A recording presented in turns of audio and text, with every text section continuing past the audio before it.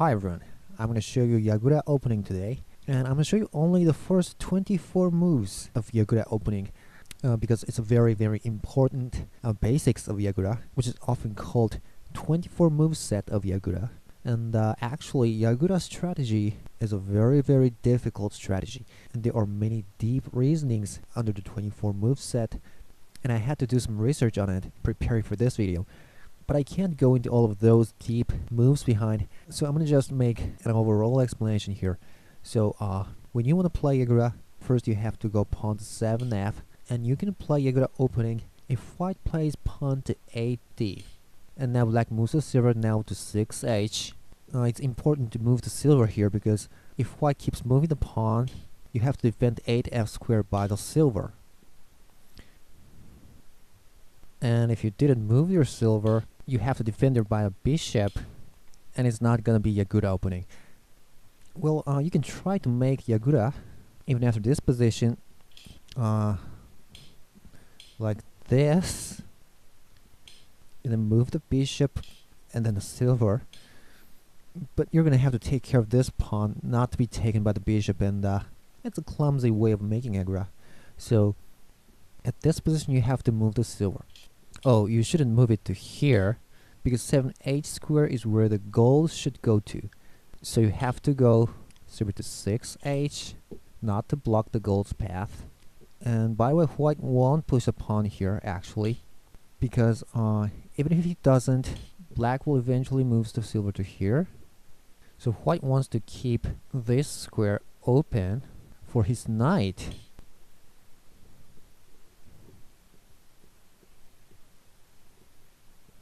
Attacking the silver. It's a good way to attack the silver. So at this position white opens the bishop's diagonal, but black shouldn't make a bishop trade here. I won't explain the reason here, but if you want to know the reason, refer to lesson number 14 of my How to Play Shogi series. So anyway, white's bishop is attacking black's bishop, so black has to block it. Well, in the old Joseki it was silver to 7g, a normal move.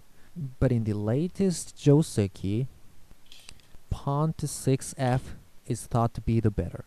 I'm going to explain the reason later. Now white will play silver to 6b, and here black should go pawn to 5f. This pawn push is important, because if black, say, move the silver to 4h, white will try to make a rapid advancing silver attack.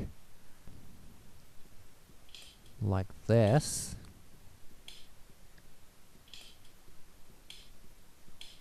And it's not that black is losing or anything, but white will get hold of the initiative here. So you should go pawn to 5f, and now if white tries a rapid attack,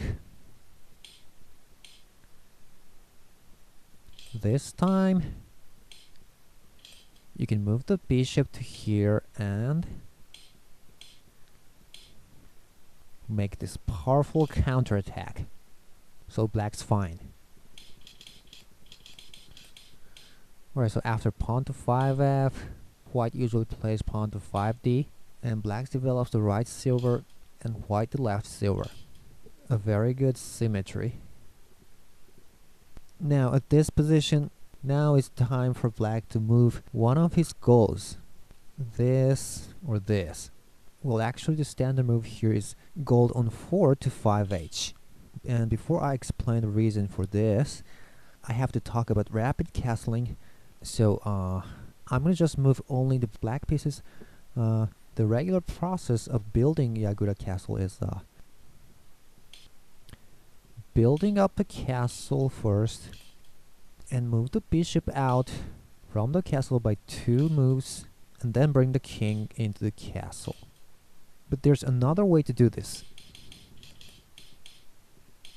Instead of moving this gold to 7h, you can keep that gold there and just move the king over the gold like this. And this process is called rapid castling. You can save one move by this process because the bishop has moved only once.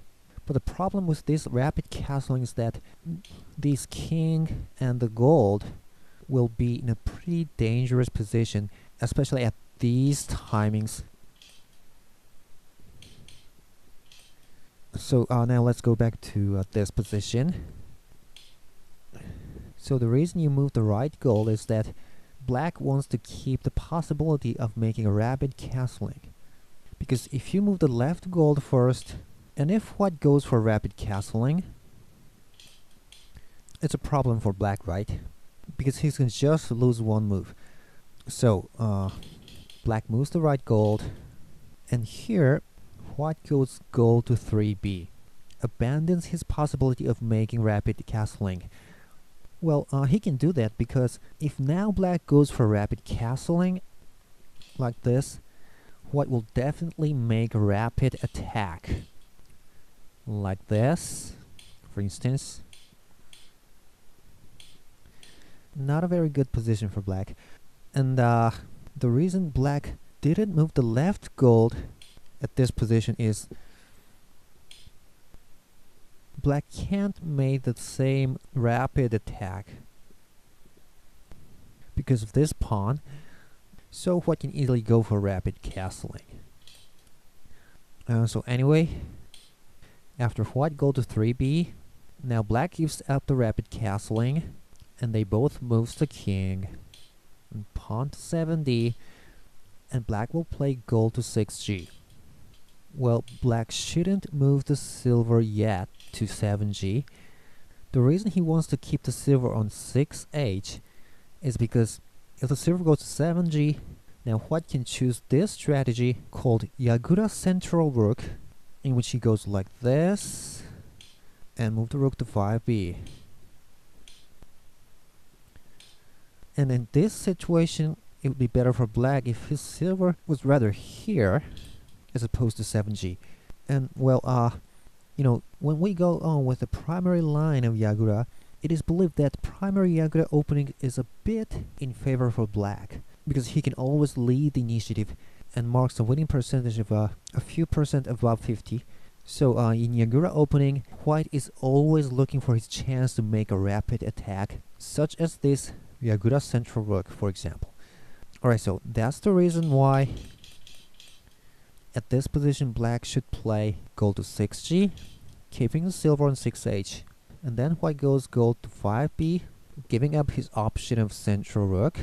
So now black can move the silver to 7g, white moves the silver to 3c, black pulls back the bishop, and white pulls back 2, and pawn to 3f, a very important move, giving the developing way to the silver and the knight, and white pawn to 4d, and it's the 24th move.